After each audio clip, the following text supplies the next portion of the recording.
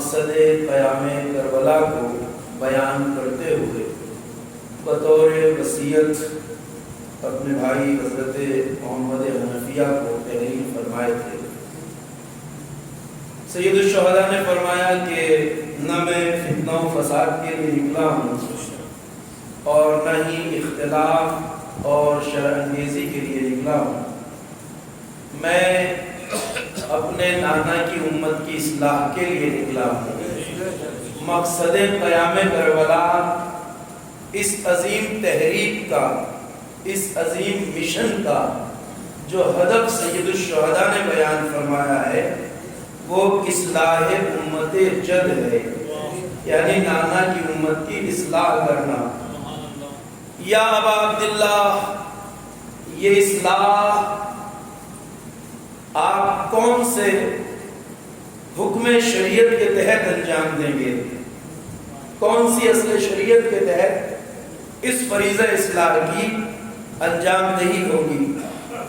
فرمایا اريد ان امر بالمعروف، میں امر بالمعروف کرنا چاہتا ہوں، وانہا عن المنکر، اور نہیں عن المنکر کرنا چاہتا ہوں۔ جو قیام سید الشہداء ہے اصلاح امت جد کے لیے، اصلاح کسے کہتے ہیں؟ اصلاح کہتے ہیں کسی بگاڑ کو درست کرنے کو، اصلاح کہتے ہیں کسی خرابی کو دور کرنے کو، اصلاح کہتے ہیں کسی ٹیڑھے پن کو سیدھا کرنے کو، تو اصلاح سدھار کو کہتے ہیں۔ سید الشہداء جس اصلاح کے لیے قیام فرما رہے ہیں اس اصلاح کو انجام دیں گے امر بالمعروف اور نہی عن المنکر کے ذریعے۔ اريد ان امر بالمعروف وانہا عن المنکر۔ صلوات پڑھیں بر محمد۔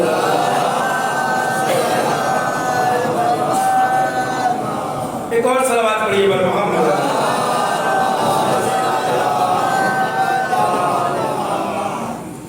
تو کربلا اصلاح امت جد، یہ تحریک، یہ مشن جس اصلاح کے لیے سید الشہداء نے شروع کیا، اس اصلاح کو انجام دیا جائے گا امر بالمعروف اور نہی عن المنکر کے ذریعے۔ ذرا سی قابل غور ہے یہ بات کہ یہ وہ حکم شریعت ہے، امر بالمعروف اور نہی عن المنکر، جو ہم اور آپ پر بھی فرض ہے، یعنی واجب ہے۔ اگر آپ کے ذہنوں کو مکتب کی طرف میں لے کے جاؤں، جن حضرات نے مکتب میں درس پڑھا ہے وہاں پڑھایا جاتا ہے اصول دین یعنی دین کی جڑیں 5 ہیں اور فروع دین یعنی دین کی شاخیں 10 ہیں۔ وہاں بتایا جاتا ہے اول نماز، دوسرے روزہ، تیسرے حج، چوتھے زکوٰۃ، پانچویں خمس، چھٹے جہاد۔ اب آتا ہے امر بالمعروف اور نہی عن المنکر۔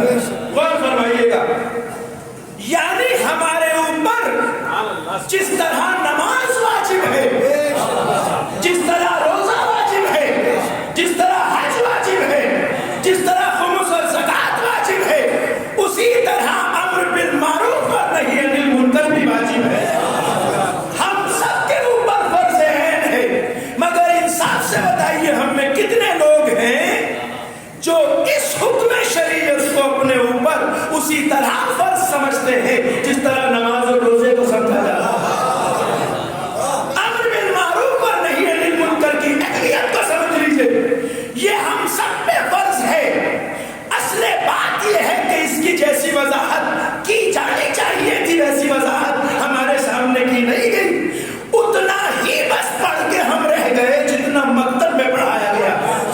دیکھیے مکتب میں اتنا بتایا جاتا ہے جتنا ایک بچے کو بتانا ضروری ہے، مگر آگے چل کے آنے والی نسلوں کو وہ بتانے کی ضرورت ہے جو عمر کے بڑھ جانے کے ساتھ جاننا ضروری ہے۔ ہم نے بس مکتب میں اتنا بتایا گیا، امر بالمعروف کا مطلب نیکیوں کی ہدایت کرنا، یہ مکتب کا سبق ہے، اس سے آگے ہم کبھی نہیں بڑھے۔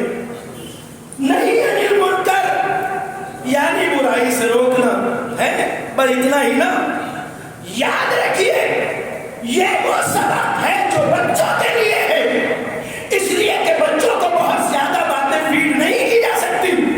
حسین جس اصل کے تحت قیام کر رہے تھے وہ امر بالمعروف اور نہی عن المنکر ہے، یعنی امر بالمعروف کا مطلب یہ ہے آپ کے لیے، وہ سبق بچوں کے لیے تھا۔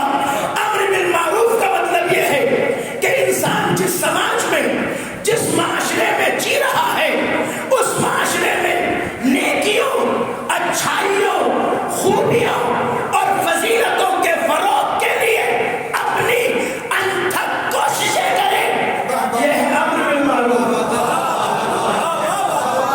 اچھائیوں، نیکیوں، فضیلتوں اور خوبیوں کے فروغ کے لیے انسان اپنی ہر ممکن جدوجہد کرے، یہ ہے امر بالمعروف۔ اور اسی طرح برائیوں، خرابیوں، غلط باتوں، ناانصافیوں کو روکنے کے لیے اپنی ساری کوششیں صرف کر دے۔ اس کا نام ہے نہی عن المنکر۔ ایک سلوات پڑھیے گا محمد۔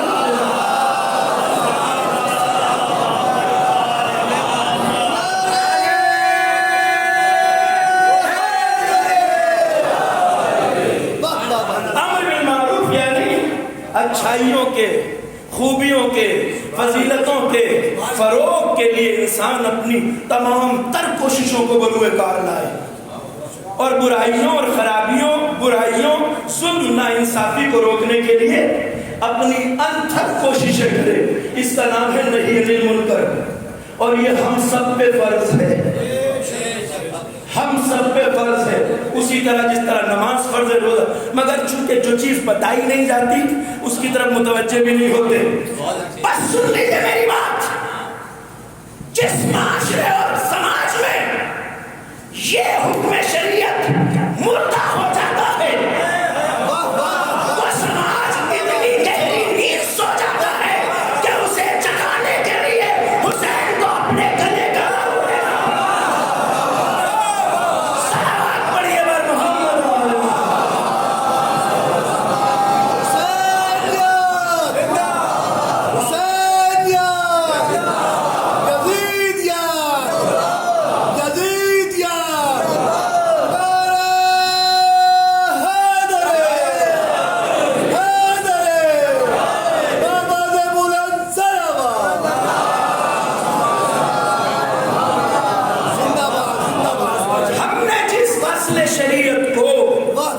معمولی سمجھ رکھا ہے، وہ اتنی بڑی اصل شریعت ہے کہ جس کے لیے حسین قیام کر رہے ہیں۔ فرمائے میں اصلاح کے لیے نکلا ہوں، اصلاح کروں گا امر بالمعروف اور نہی عن المنکر کے ذریعے۔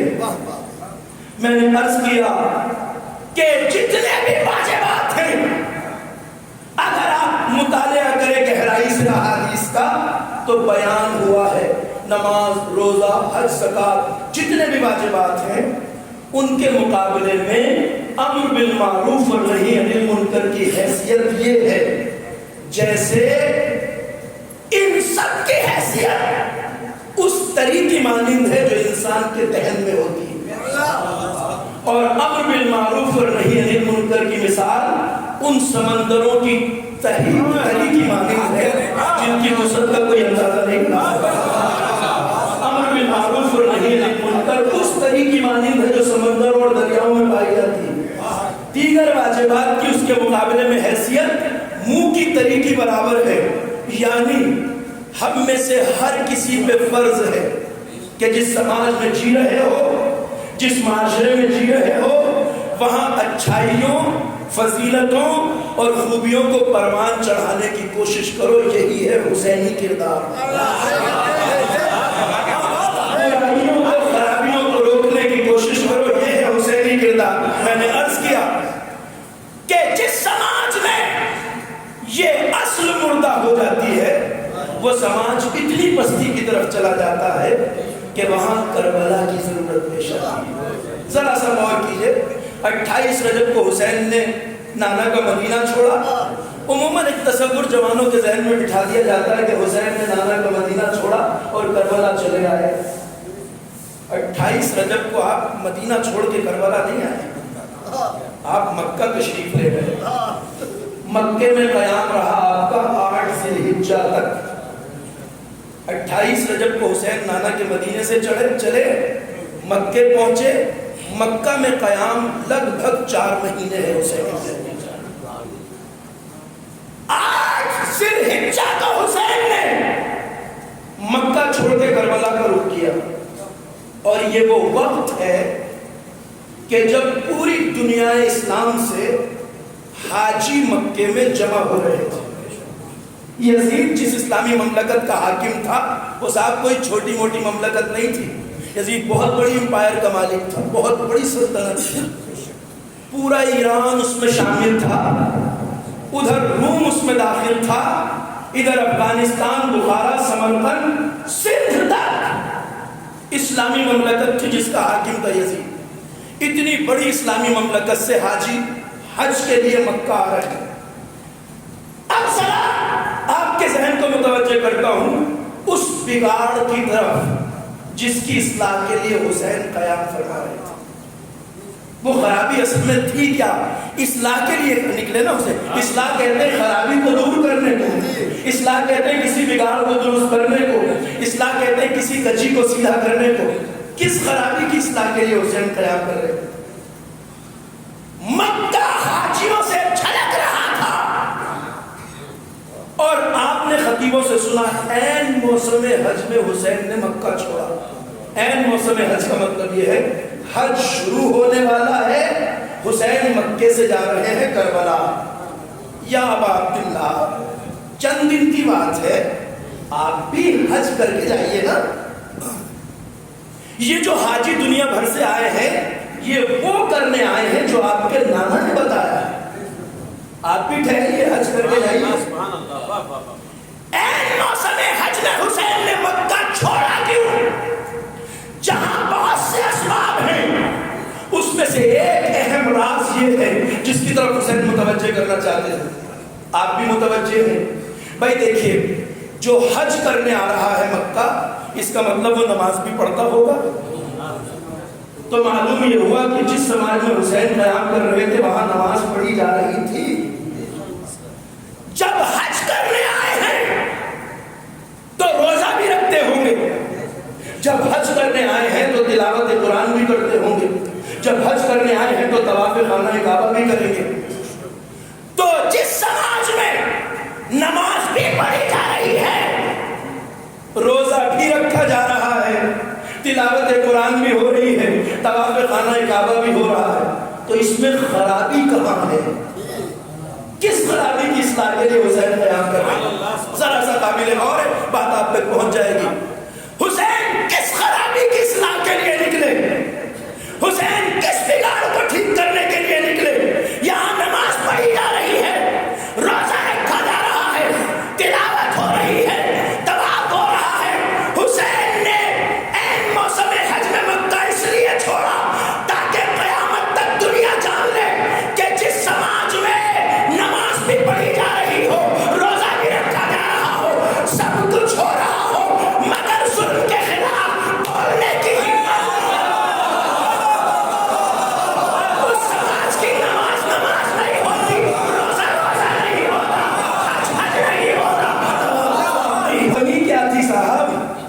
کمی یہ تھی کہ سب کچھ ہو رہا تھا مگر ناانصافی, ظلم کے خلاف کوئی بولنے والا نہیں تھا. اس سماج کی سب سے بڑی برائی کا نام تھا یزید, جو امت کے امور کا مالک بن بیٹھا تھا. مسلمان اپنی نماز پڑھ رہے تھے, روزہ رکھ رہے تھے, حج کر رہے تھے, مگر حاکمیت کس کے پاس تھی؟ یزید کے. حکمرانی کس کے پاس تھی؟ یزید کی. بدترین انسان مسلمانوں کے امور کا مالک ہے, سب کی گردنیں خم ہیں, کوئی سر اٹھا کے بات کرنے والا نہیں تھا اس سماج میں. حسین اس بگاڑ کی اصلاح کے لیے اٹھا. کیوں؟ اس لیے کہ میں نے جو ابھی کہا, ایسے معاشرے کی جہاں ظلم کے خلاف بولنے کی ہمت نہ ہو, برائی کے خلاف آواز اٹھانے کی ہمت نہ ہو, جہاں انسانوں میں سر اٹھا کے جینے کا احساس مر چکا ہو, ایسے سماج کی نماز نماز کیوں نہیں ہے, روزہ روزہ ہے کیوں نہیں, طواف کعبہ طواف کیوں نہیں ہے؟ اس کی وجہ عزیزو یہ ہے. ایک سوال میں آپ سے کروں گا, مجلس کے فرش پہ پڑھنے والے اس سوال کا جواب بڑی آسانی سے دے دیتے ہیں. جتنی بھی عبادتیں ہم سے کرائی گئی ہیں، نماز، روزہ، حج، طواف، جتنی بھی عبادتیں ہم سے اللہ نے کرائی ہیں، ایک سوال بڑا آسان ہے کہ ان نمازوں کا اصل فائدہ کس کے لیے ہے؟ کیا ہم اگر نماز پڑھیں، روزہ رکھیں، حج کریں، اس میں اللہ کا کوئی فائدہ ہے؟ سب نے جواب دے دیا، اللہ کا کوئی فائدہ نہیں ہے۔ ہماری نمازوں سے، سجدوں سے، رکوع سجود سے اللہ کو کوئی فائدہ نہیں ہے۔ کیوں نہیں ہے صاحب؟ دلیل بھی ہم آپ میں سے اکثریت کو پتا ہے۔ اس لیے کہ فائدہ اسے چاہیے ہوتا ہے جس کے یہاں کوئی کمی پائی جاتی ہے۔ فائدہ اسے چاہیے ہوتا ہے جس کے یہاں کوئی، اور جس کے یہاں کمی پائی جائے گی وہ نیاز مند ہوگا، اور جو نیاز مند ہو وہ محتاج ہوگا، اور جو محتاج ہو وہ خدا نہیں ہو سکتا۔ اللہ ہماری نمازوں کا، روزوں کا، سجدوں کا محتاج، تو پھر یہ نمازیں کس لیے ہیں، روزے کس لیے ہیں؟ قدرت آواز دے گی، میرے بندے نمازیں، روزے، سجدے میں نے اس لیے نہیں رکھا ہے کہ اس میں میرا فائدہ ہے، یہ سب اس لیے ہے تاکہ تو ان سے فائدہ اٹھائے۔ اصل مقصد یہ ہے کہ بندگی کرتے جاؤ، بلند انسان بنتے جاؤ، عبادت کرتے جاؤ، عزت دار بنتے جاؤ، بندگی کرتے جاؤ، کمال انسانیت خود میں پیدا کرتے جاؤ، سجدے کرتے جاؤ، اپنے کو عروج عطا کرتے جاؤ۔ اللہ نے عبادتیں اس لیے رکھی تاکہ ہم سماج میں سر اٹھا کے جینے والے انسان، سر بلند انسان بنے، اور یہی انسان اگر سب کچھ کر رہا ہو مگر ظلم کے آگے سر اٹھانے کی ہمت نہ ہو تو نماز کا کوئی فائدہ نہیں، روزے کا کوئی فائدہ نہیں، طلاق کا کوئی فائدہ نہیں۔ یہی وہ مردہ احساس تھا اس سماج کا جسے حسین زندہ کرنے کے لیے کربلا میں آئے۔ مردگی کی زندگی اسلام کو پسند نہیں ہے، ذلت کی زندگی اسلام پسند نہیں کرتا۔ کربلا کا تو بنیادی سبق ہی ہے، جب کوئی انسان کربلا سے آگاہ ہوتا ہے، آشنا، اسے سب سے پہلا سبق حسین کا کون سا سکھایا جاتا ہے؟ یہی الموت من رکوب نار۔ حسین نے نرغہ آدھا میں کہا تھا عزت کی موت ذلت کی زندگی سے بہتر ہے۔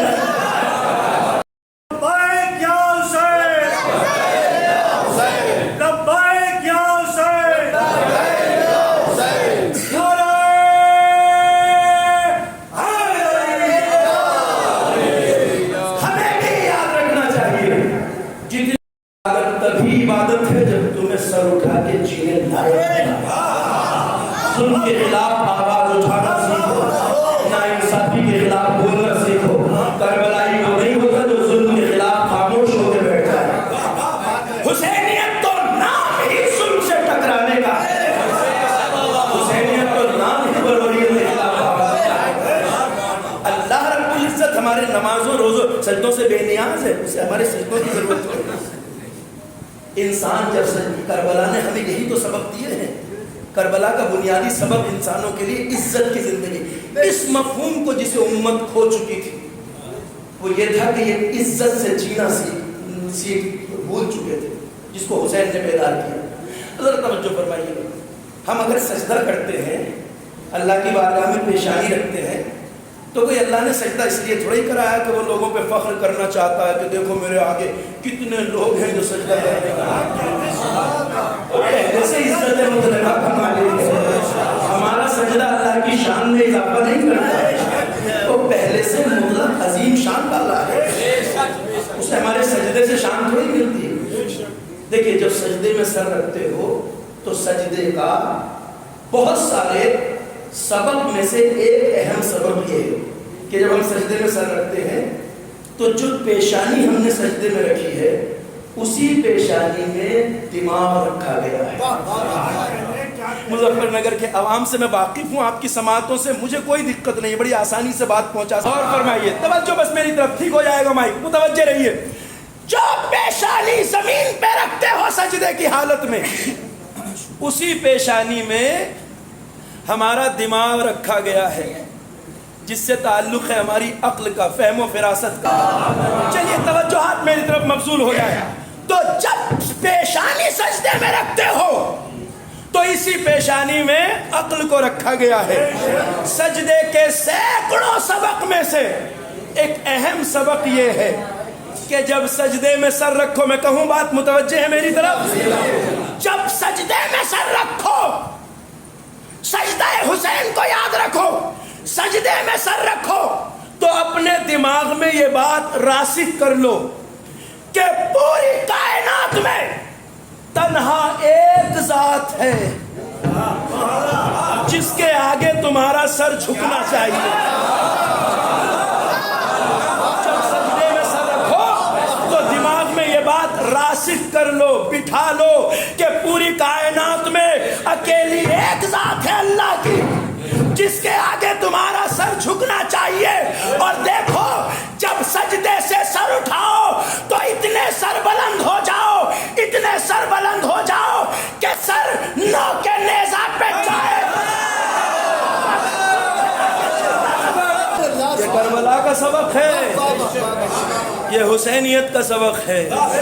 اس مردہ احساس کو حسین نے زندہ کیا سماج میں۔ عبادتوں کے مقصد کو سمجھو، بندگی کے مقصد کو سمجھو۔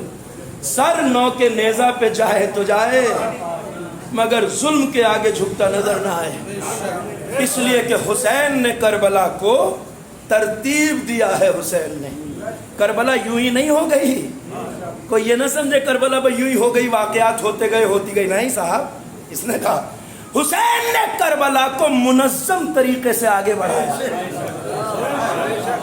ایک ایک قدم حسین نے سوچ سمجھ کے اٹھایا ہے، ایک ایک کام حسین نے الہی منصوبہ سازی کے تحت کیا ہے تاکہ قیامت تک کی آنے والی نسلوں کے لیے کربلا مشعل راہ بن جائے۔ کربلا منارہ نور ہے تا ابد۔ کربلا صدیوں کی رگوں میں جاری کر دی ہے حسین نے۔ کربلا منارہ نور ہے۔ آپ جانتے ہیں حسین ابن علی نے کربلا کی جنگ کو عمدن لشکروں کی جنگ نہیں بنایا، یہ کوئی فوجی ٹکراؤ تھوڑی تھا، کہاں 72 کہاں لاکھوں، یہ کوئی لشکروں کی جنگ تھوڑی تھی۔ حسین نے کربلا کو ترتیب اس طرح دیا کہ کربلا لشکروں کی جنگ بن کے نہ رہ جائے بلکہ کربلا لشکروں کے مقابلے میں کرداروں کی جنگ بن جائے۔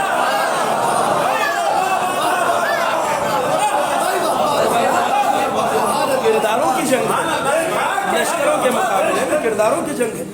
ایک بات کہہ دوں آپ سے اور وہ یہ ہے کہ جب آپ کربلا کا ذکر سنتے ہیں، خاص طور سے میرے نوجوان بچے جو جوان ہو رہے ہیں، بزرگ اچھی طرح جانتے ہیں ان مفاہیم کو، آپ مجلس سن کر کربلا کو جب ہم سنتے ہیں تو کبھی بھی یہ مت سمجھیے گا، ایسا مت سمجھیے گا جوانوں، ایسا مت سمجھیے گا کہ حسین کربلا میں یزیدی فوج کی برابر فوج نہیں لا سکتے تھے، ایسا کبھی مت سمجھیے گا۔ اگر تاریخ کا آپ گہرائی سے جائزہ لیں، گہرائی سے نہ بھی صحیح سطحی جائزہ لیں، تب بھی آپ گواہی دیں گے کہ میں جو کہہ رہا ہوں سچ ہے۔ حسین نے کربلا کو لشکروں کی جنگ نہیں بنایا۔ اگر کربلا میں حسین لشکر کے سامنے لشکر کھڑا کرنا چاہتے تو تاریخ گواہ ہے کہ کر سکتے تھے، مگر حسین کے الہی منصوبے میں یہ بات شامل نہیں تھی۔ حسین لشکر کے مقابل لشکر نہیں لائے، اگر لانا چاہتے تو لا سکتے تھے۔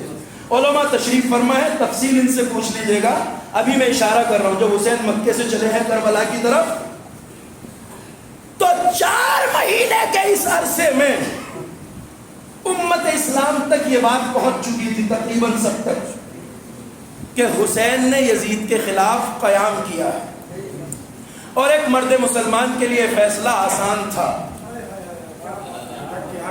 کہ یزید اور حسین کے مقابلے میں ہمیں حسین کا ساتھ دینا چاہیے۔ یہ فیصلہ فیصلہ لوگوں کے لیے آسان تھا، بہت آسان فیصلہ تھا، کیونکہ ابو سفیان کا نجس خون کہاں، اور محمد مصطفیٰ کا عظیم لاڈلا حسین کہاں، فیصلہ آسان تھا۔ ہندہ جگر خالہ کا گندا خون کہاں، اور فاطمہ زہرا کا لال حسین،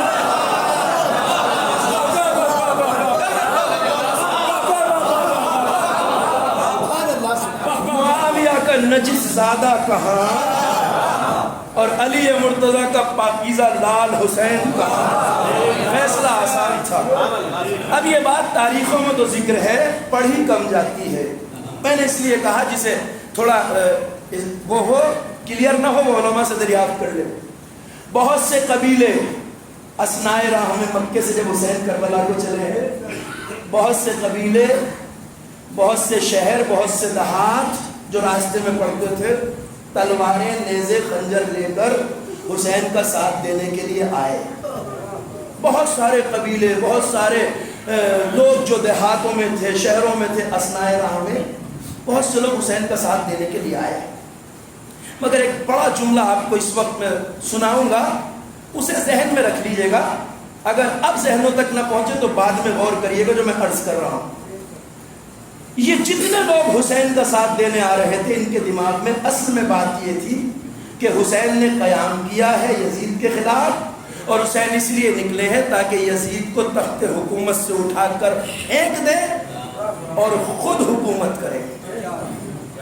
ان سب کا خیال یہ تھا کہ حسین حکومت کے لیے جا رہے ہیں، اور اس سے اچھا کیا کہ فرزند رسول حکومت کرے اس نجس یزید کے مقابلے میں، تو لوگوں نے ساتھ دینا چاہا۔ خیال تھا کہ حسین حکومت کے لیے جا رہے ہیں، بہت سے لوگ ساتھ دینے آئے۔ سوال یہ ہے کہ اگر حسین ان سب کو اسی ذہنیت کے ساتھ کربلا تک لانا چاہتے تو ایک بڑی تعداد کربلا تک آتی۔ میں شکر گزار ہوں آپ کو بیدار سماعتوں کا، توجہ فرمائیے گا۔ اب یہ تاریخ میں ذکر ہے، یہ سب کربلا تک آئے کیوں نہیں؟ پھر آپ سوال کریں گے یہ آئے کیوں نہیں؟ اس کی وجہ یہ ہے کہ حسین نے جگہ جگہ پر راستے بھر ان آنے والوں کے سامنے رک رک کر ٹھہر ٹھہر کر خطبے ارشاد فرمائے، تقریریں کی، اور ان تقریروں میں واضح لفظوں میں بتایا کہ ہمارے ساتھ وہ آئے جس میں گلا کٹانے کی ہمت ہو۔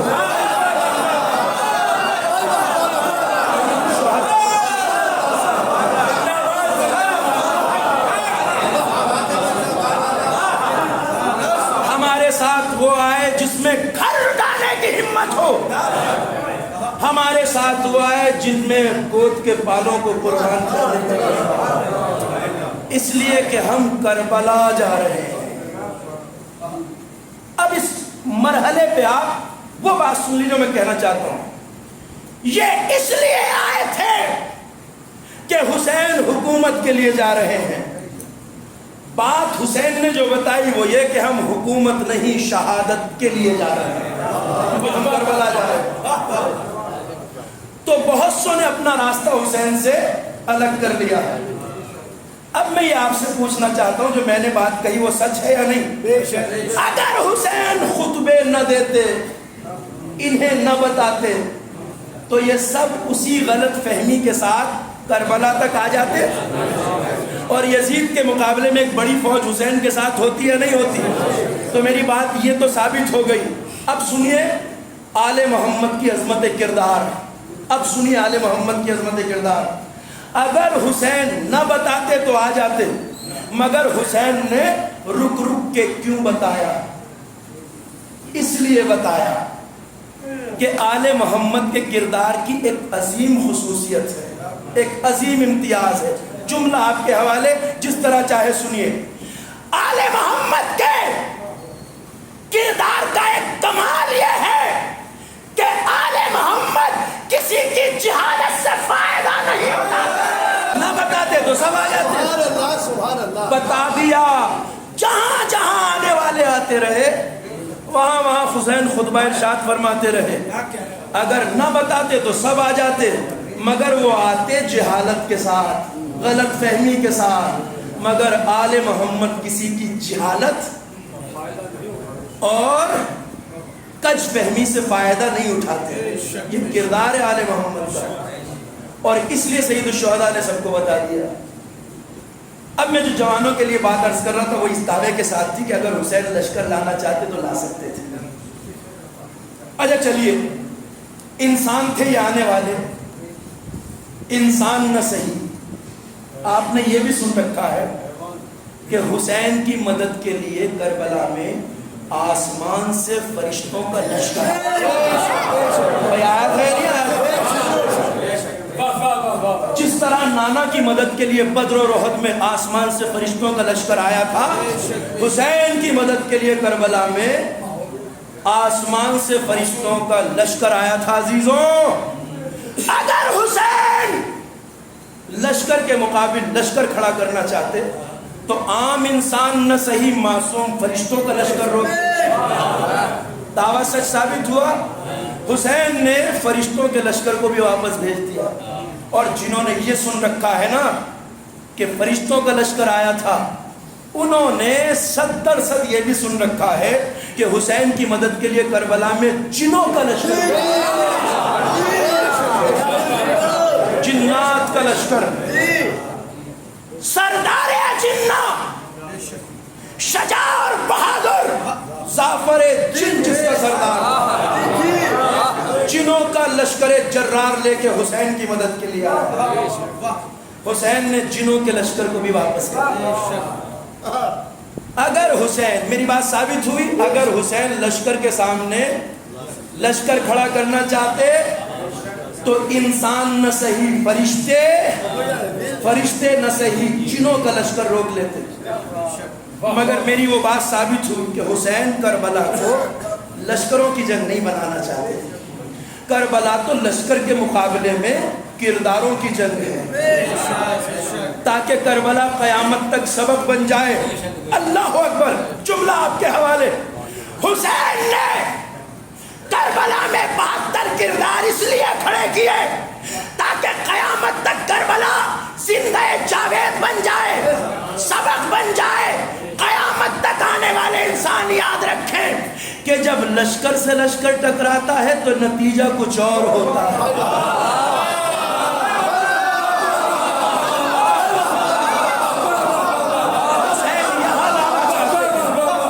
مگر جب لشکروں سے کردار ٹکراتے ہیں تو کردار کا کمال یہ ہوتا ہے کہ کردار قتل ہو کے بھی جیت جاتا ہے.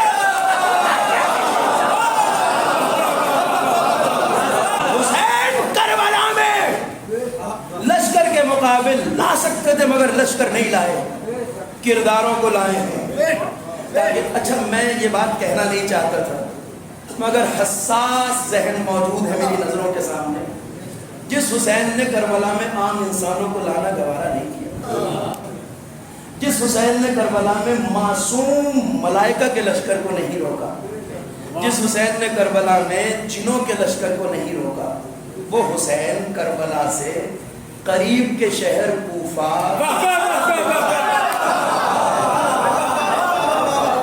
ایک خط لکھا. کسے؟ حبیب ابن مظاہر، بچپن کا دوست. ایسے کو بلایا جس کی کمر خمیدہ تھی، کمر دوہری ہو چکی ہے، ہمیں آنکھوں پہ لٹک چکی ہے.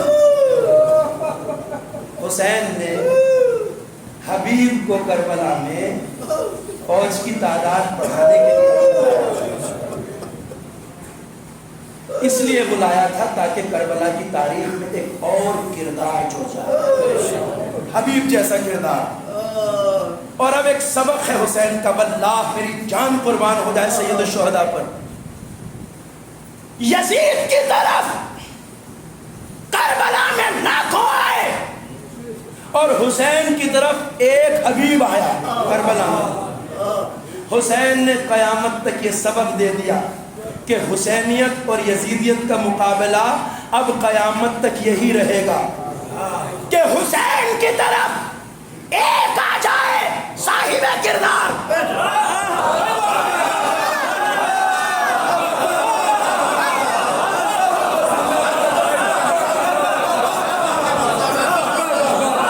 اور یزیدیوں کی طرف لاکھوں آ جائے تو حسین ایک حبیب کو لاکھوں پہ بھاری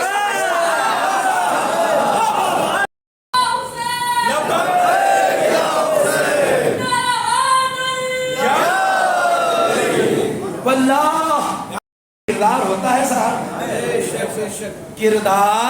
کردار ہوتا ہے، کردار قتل ہو کے بھی جیت جاتا ہے، قتل کر کے بھی جیت جاتا ہے، کرداروں کو تو ہار نہیں ہوتی نا۔ دیکھیے میرے بیدار مجمع کے سامنے میں یہ بات کہہ رہا ہوں، دنیا کی کوئی بھی جنگ لڑی جائے، کوئی بھی جنگ، جب فوج سے فوج ٹکراتی ہے، لشکر سے لشکر ٹکراتے ہیں، تو دنیا کی ہر جنگ کا فیصلہ ایک ہی اصول کے تحت ہوتا ہے، اور وہ اصول یہ ہے جو آپ سب کو پتا ہے کہ جو فوج قتل ہو جائے وہ ہار جاتی ہے۔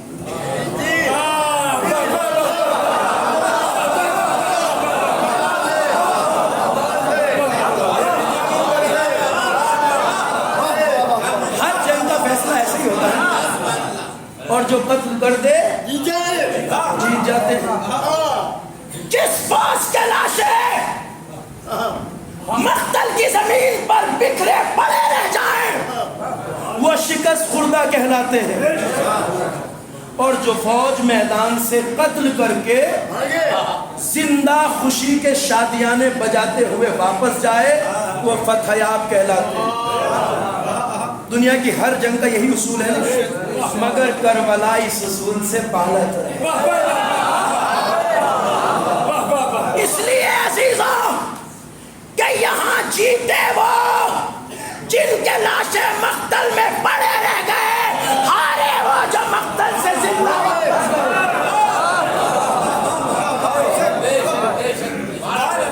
ہارے وہ جو مقتل سے زندہ گئے، ہارے یا نہیں ہارے؟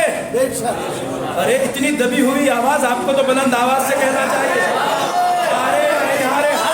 ہارے۔ اس لیے کہ حسین کو شکست خوردہ کہنے کی ہمت تو ان میں بھی نہیں ہے جو یزید کو رضی اللہ کہنے۔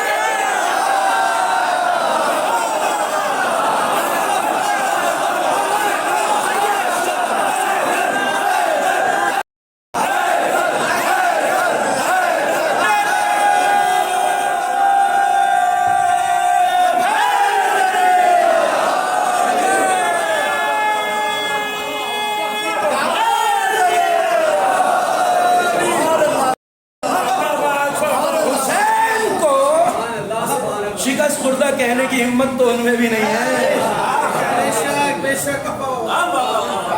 واللہ اگر یہ ہمت ان میں ہوتی تو ہمارا یہ چیلنج زمانے کے سامنے ہر روز نہ گونج رہا ہو۔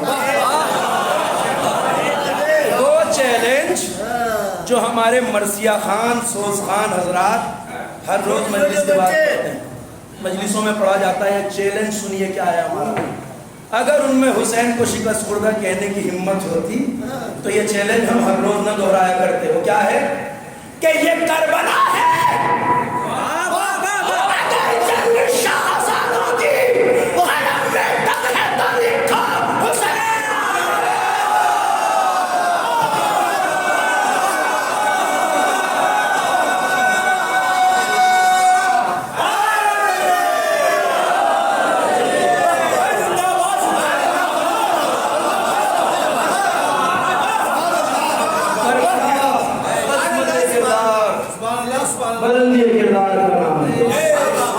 کربلا آج بھی جاری و ساری ہے۔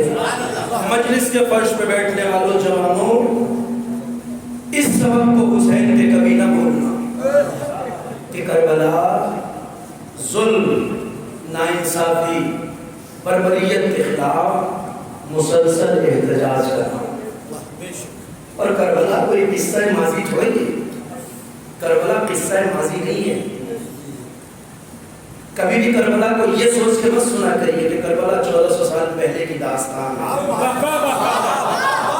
کربلا قصہ ماضی نہیں ہے، کربلا داستان حال ہے.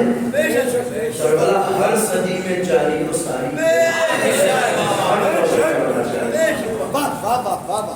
اور اس دور سے زیادہ کو اس مقابلے کا مشاہدہ کسی دور میں نہیں کیا جا سکتا جو آج کا دور ہے. واللہ اگر ہمارے پاس کربلا نہ ہوتی تو یہ قوم سیریا، عراق، بحرین اور لبنان تک مردانگی کے ایسے جوہر میں دکھا.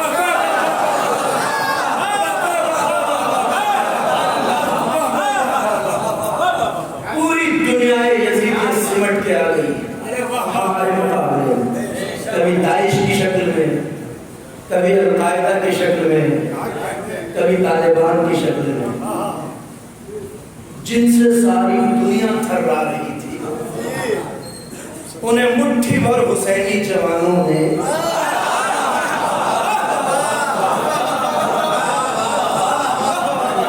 چند برسوں کے اندر ردی کاغذ کی طرح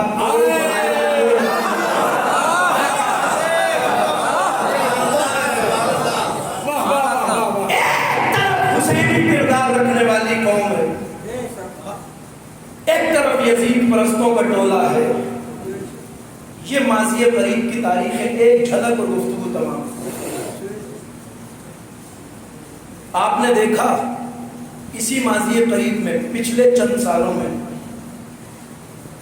انہوں نے غلامی کا راستہ اختیار کیا سامراجی طاقتوں کے ساتھ، اور ہم نے مقابلے اور مقاومت کا راستہ اختیار کیا. 40 سال سے ہم دنیا ظلم کے سامنے کھڑے ہیں. انہوں نے 40 سال سے غلامیاں کی سامراجی طاقتوں کی، یزیدی طاقتوں کی، اور ہم نے مقابلہ کیا. نتیجہ آج دنیا کے سامنے. 32 سال تک مصر پر بلا شرکت غیر حکومت کرنے والا حسنی مبارک یاد ہوگا بڑوں کو کہ ساری زندگی سامراجی طاقتوں کے تلوے چاٹے اور ایک دن خود ہی ذلت کے دریائے نیل میں غرق ہو گئے. تبریز کا حاکم وہ ملعون جسے معمر قذافی کہا جاتا تھا، معمر قذافی جس کو آپ کہتے ہیں، ناک پر مکھی نہیں بیٹھنے دیتا تھا، مگر ایک دن اپنی ہی قوم کے ہاتھوں ذلت کی موت مارا گیا. مرا یا نہیں مرا؟ تیونس کا حاکم ذلت کی موت مارا گیا. عراق کا وہ ملعون ڈکٹیٹر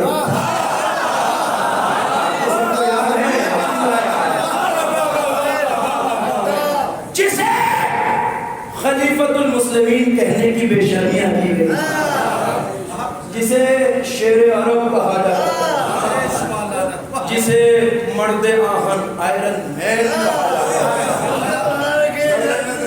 جاتا ہے، جسے شیر کہا جاتا تھا، جسے شیر کہا جاتا تھا، وہ ایک دن زمین کے سوراخ سے پکڑ کے نکالا.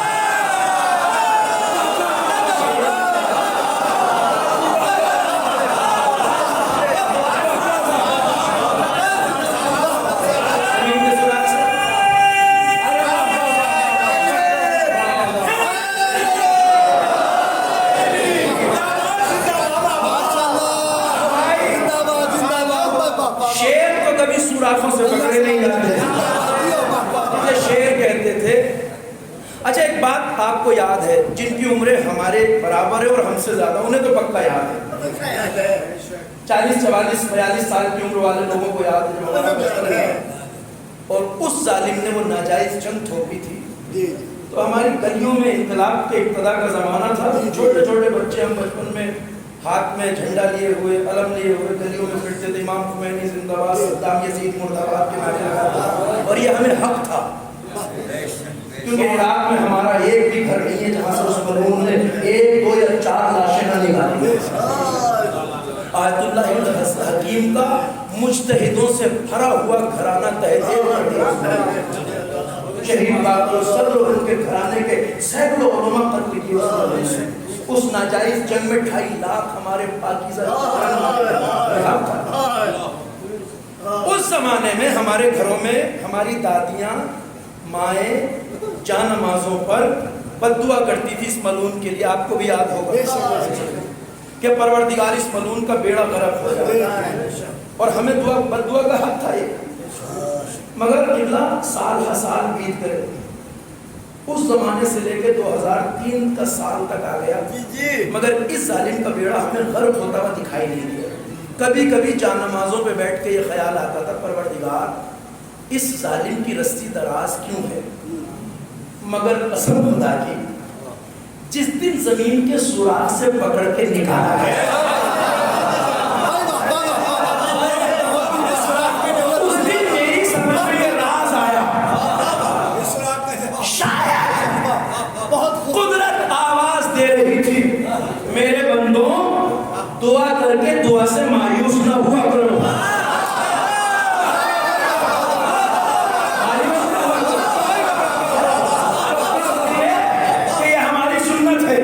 ہم دعا کو سنتے بھی ہیں اور ظالم کو مارتے بھی ہیں, مگر ہمارا ایک طریقہ ہے, اور وہ طریقہ یہ ہے کہ ہم ظالم کو ایک نہ ایک دن مارتے ضرور ہیں, مگر پہلے ذلیل کرتے ہیں.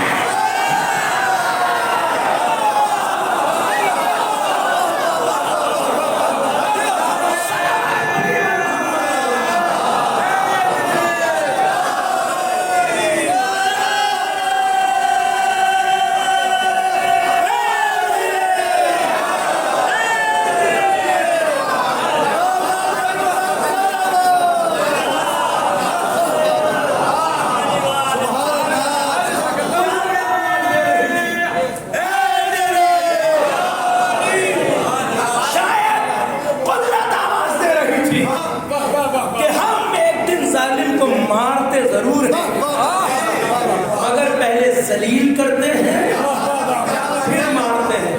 اچھا آپ ہی بتائیے, اگر یہ ملعون کسی جنگی مقابلے میں مارا جاتا ہے,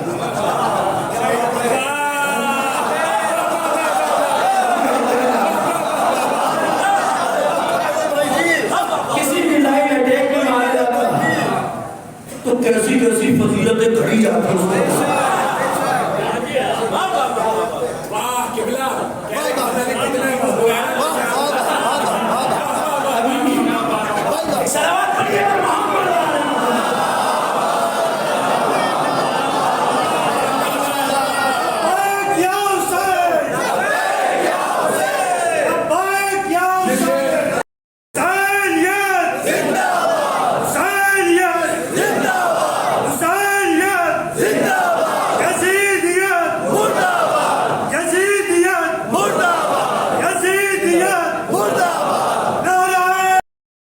جن کے میں نے نام گنائے, چاہے مصر کا حسنی مبارک ہو, آپ دیکھیے جب فوجی وردی پہنتا تھا تو اس کے سینے پہ اتنے میڈل اور تمغے لگے ہوتے تھے کہ چھاتی ڈھک جاتی تھی. جب معمر قذافی فوجی وردی پہنتا تھا تو اتنے میڈل تھے کہ چھاتی ڈھک جاتی تھی. جب تیونس کا حاکم وردی پہنتا تھا اتنے میڈل لگے ہوتے تھے, یہاں سے یہاں تک سینہ بھرا ہوگا. اور جب یہ عراق والا یہ پہنتا تھا, اس کے بھی فوجی وردی پہ میڈل ہی میڈل سجے ہوئے تھے. اور یہ ہمارے پڑوس میں ایک پیدا ہوا تھا ملعون ضیاء الحق,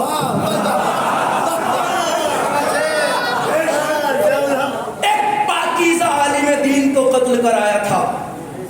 پاکیزہ عالم دین علامہ شہید عارف الحسینی کو. نتیجہ کیا ہوا, لاش ٹکڑوں میں بٹ گئی, بوٹیاں کتوں کو نصیب ہو. جب وردی پہنتا لگتا تھا تو سینے پہ میڈل ہوتے تھے، پوری چھاتی سینہ بھرا ہوا میڈل سے. جتنوں کے سینوں پر میڈل تھے اور یہ تمغے تھے، ایک ایک کر کے سب ذلت کے کوڑے دان میں دفن ہو گئے.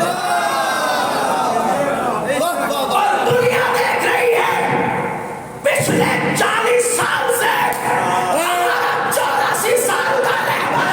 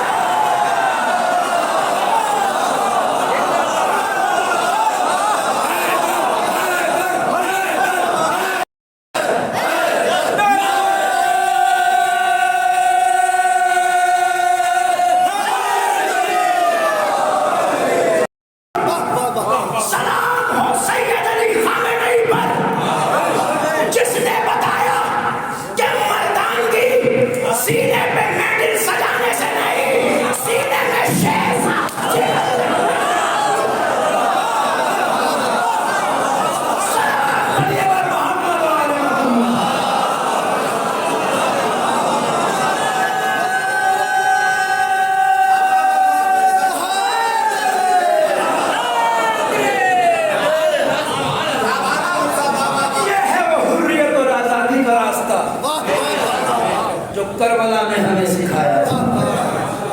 یہ ہے وہ عزت انسانی کا راستہ جو کربلا نے ہمیں سکھایا تھا.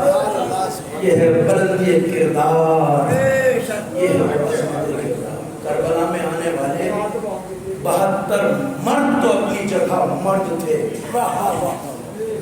کربلا میں آنے والی عورتیں جس نے زینب کبریٰ جیسی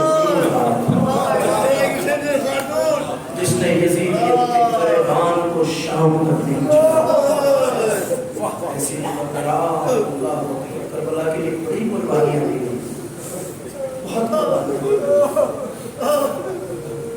اہل حرم کو، اولاد رسول اللہ کو، نبی زادیوں کو شام میں جس زندان میں رکھا گیا تھا، روایتیں بتاتی ہیں کہ اس زندان میں نہ چھت تھی نہ کوئی فرش. دن بھر دھوپ پڑتی تھی، رات بھر روز پڑتی تھی، نہ سایہ نہ سائبان، ایسا زندان. آپ نے سن رکھا ہے عزاداروں کہ 1 سال آدھے اہل بیت اہل حرم زندان شام میں رہے. 1 سال. اب ذرا ایسے زندان کا تصور کیجئے جس پہ نہ چھت ہے نہ فرش ہے. تو عزاداروں 1 سال اگر گزرا تو پھر ہر موسم بھی گزرا ہوگا. اپنے ذہن متوجہ ہو جائے کیا کہہ رہا ہوں. جب 1 سال بیتا تو ہر موسم بھی بیتا ہوگا. اور تجربہ کہتا ہے، شیخ عباس قمی نے یہ بات لکھی کہ تجربہ گواہ ہے کہ اگر کسی انسان کو ہر موسم میں کھلے میں رکھا جائے تو اس کے بدن کی کھال جگہ جگہ سے پھٹنے لگتی.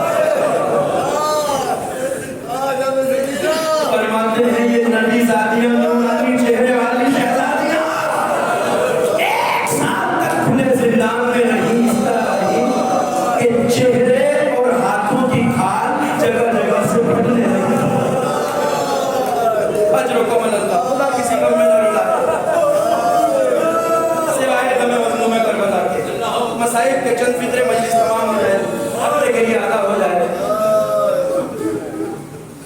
آپ میں سے جب اکثریت یہ سنتی ہے کہ 1 سال بعد یزید نے اہل حرم کو زندان سے رہا کر دیا، 1 سال بعد چھوڑ دیا، زندان سے رہا کر۔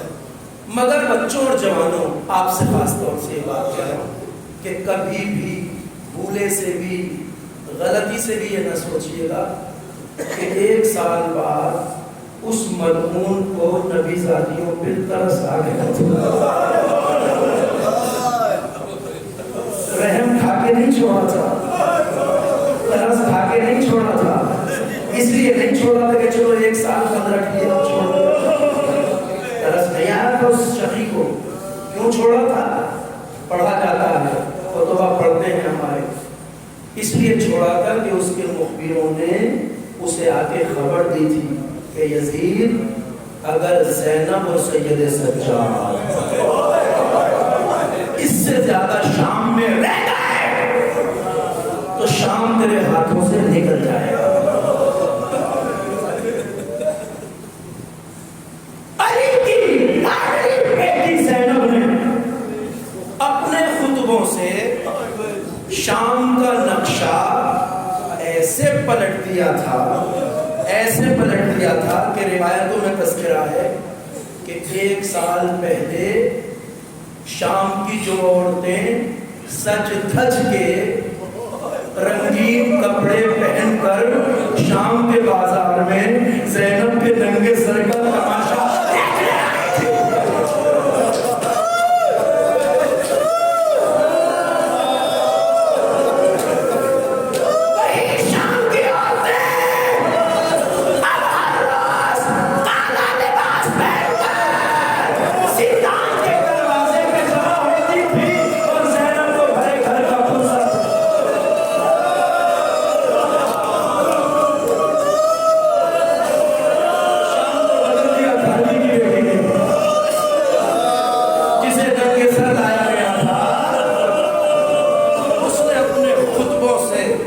شام کا نقشہ بدل دیا۔ 1 سال پورا نہیں ہوا تھا کہ شام کی یہی عورتیں جو کل سج دھج کے زینب کے ننگے سر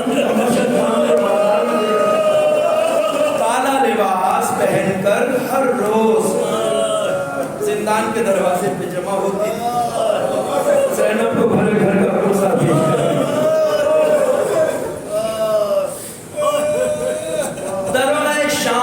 جو زندان شام کا دروگہ تھا، میں آپ کو اس کے بارے میں ایک بات سناتا ہوں، تاریخ میں ذکر ہے۔ جو سنگ دل پتھر دل دروگہ چنا گیا تھا زندان شام کا دروگہ، وہ بھی آل محمد کا کردار دیکھ کر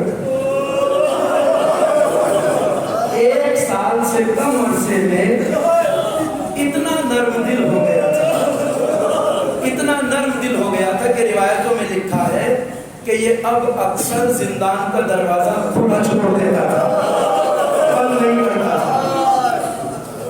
شاید اسی وجہ سے میرے مولا بھی کبھی کبھی بیڑیوں اور ہتھکڑوں میں بندھے ہوئے شام کی مسجد میں آ جایا کرتے تھے، یہ اب زندان کا دروازہ کھلا چھوڑ بند نہیں کرتا تھا، یہ تاریخ میں لکھا ہے۔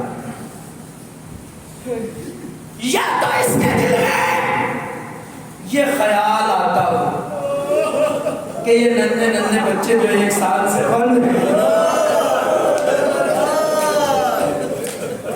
یہ بھی باہر کی دنیا دیکھ سکے، یا 1 سال کردار دیکھا تھا، اتنا تو سمجھ گیا تھا کہ یہ وہ قیدی نہیں ہے جن کے لیے دروازے بند کرنے کی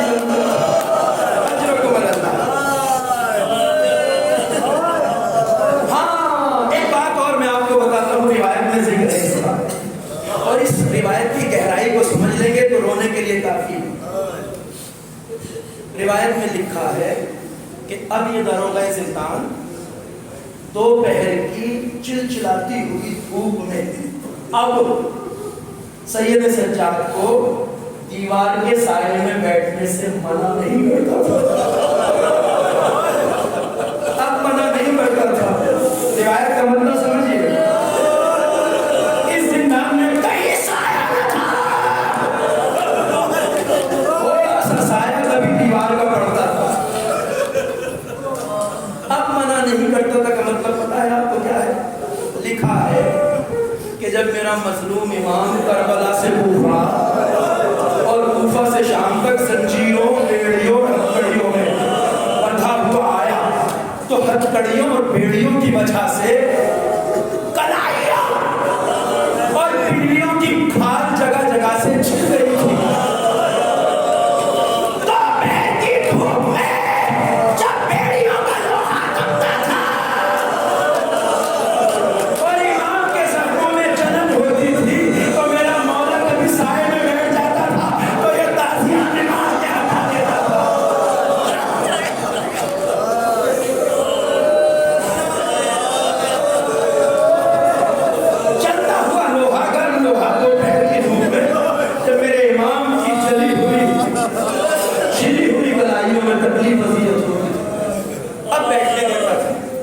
روایت اور مجلس تمام نرم دل ہو گیا تھا.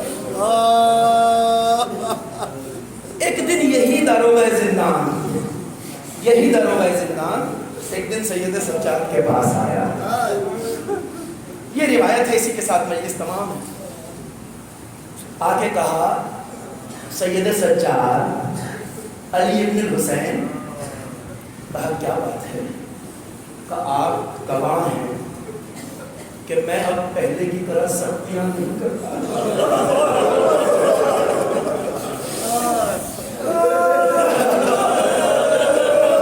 میرے امام نے کہا بھائی صحیح کہتا ہے, بات کیا ہے؟ کہا سید سجاد آپ جانتے ہیں کہ میں اب زندان کا دروازہ بھی کھلا چھوڑ دیتا ہوں, پہلے کی طرح سختی نہیں کرتا. کہا بھائی بات کیا ہے؟ صحیح کہتا ہے. کہ سید سجاد بات ایسی ہے کہ اگر یزید کو خبر ہو گئی تو سختیاں پھر بڑھانی پڑ سکتی ہے. تو بھائی بات کیا ہے؟ کہ سید سجاد مجھے ایک شکایت ہے. مولا نے کہا ہم سے اور شکایت؟ کہاں کیا بات ہے؟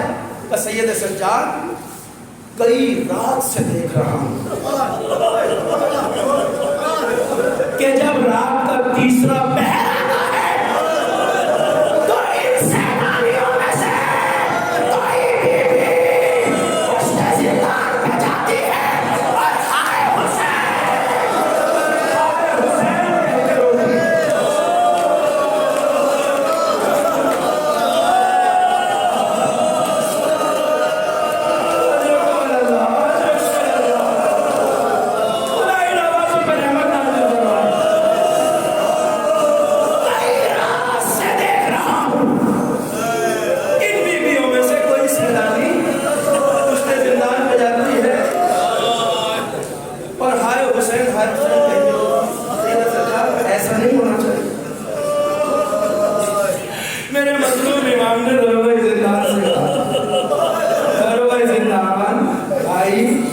ویسے تو میں تجھے اپنی طرف سے یقین دلاتا ہوں کہ ان سیدانیوں میں سے کوئی رات کے وقت جا نہیں سکتا باہر, مگر ٹھہر اگر تیری شکایت ہے تو ابھی زینب کبریٰ سے پوچھ کے امام آئے زندان کے اس حصے میں جہاں سیدانیاں خاک پہ بیٹھی. زینب خاک پہ بیٹھی ہے, قریب میں زینب پر ایک سایہ پڑا, مڑ کے دیکھا تو بیمار بھتیجا کھڑا ہے. زینب اٹھی, سید سجاد لاڈلے کیا بات ہے؟ کب بھی اماں داروغہ زندان کو ہم سے شکایت ہے. کہا بیٹا ہم سے شکایت کیا بات ہے؟ کب بھی اماں دیکھیے نا, وہ کہتا ہے کہ رات کے تیسرے پہر ان سیدانیوں میں سے کوئی بھی پشت زندان پہ جا کے بابا کا نام لے کے روتی ہے. سنیے زینب کبریٰ نے کیا کہا اور اس کے درد کو محسوس کر لیجیے. زینب نے صفائی نہیں دی, بس اتنا کہا کہ میرے لال سید سجاد داروغہ زندان سے جا کے زینب کی طرف سے بس اتنا کہنا کہ داروغہ زندان میری پھوپھی زینب قسم کھا سکتی ہے کہ ان سیدانیوں میں سے کوئی رات کے وقت باہر نہیں جانا. مگر لاڈلے اس سے کہنا اگر اس بی بی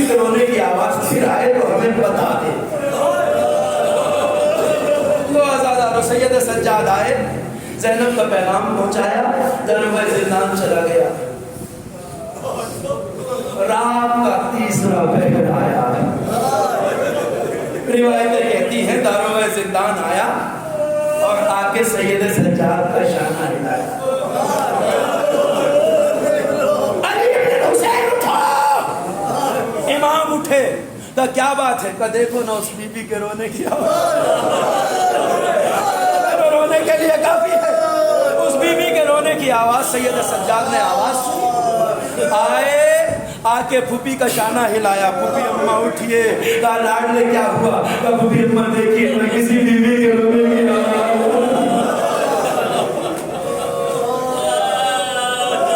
زینب نے بھی آواز سنی اور رات کا سناٹا۔ کہا بیٹا میرے ساتھ آؤ۔ آگے آگے زینب چلی، پیچھے پیچھے سید سجاد دروازے زندان سے نکلے۔ پشت زندان پہ جب آئے تو کیا دیکھا؟ ایک نقاب پوش زمین پر بیٹھی ہے، سراسینا پیٹتے رہی ہے، ہائے حسین، ہائے حسین۔